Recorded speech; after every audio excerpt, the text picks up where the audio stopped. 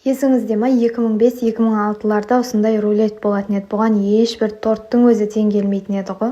Қолласы мәйекті ауызын ажыратып аламыз да, 1,5 кесе құм шекерімізді аз-аздан салып көпіртеміз.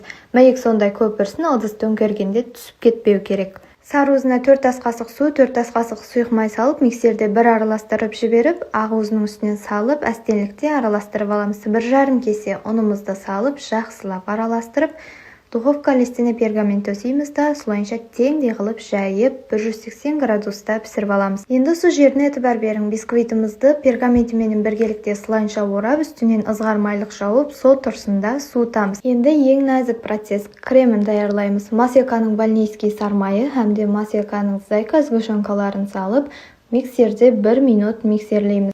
Именно осы затлардан таярланған крем сіздің рулетіңізге мас түседі. Бисквитіміздің үстінен кремімізді жағып аламыз да, рулетімізді орап, 1-2 сағатқа холодильникке қойып аламыз. Әне енді мен күткен уақыт келді. Бұл рулетті кесіп жеп көрдім да, бұны неге соған дейін таярламадым деп өзіме сұрау бердім. Егер сізге де сапалы, халал, маргарин һәмде сармайлар керек болса, маселка өнімлерінен пайдалансаңыз болады.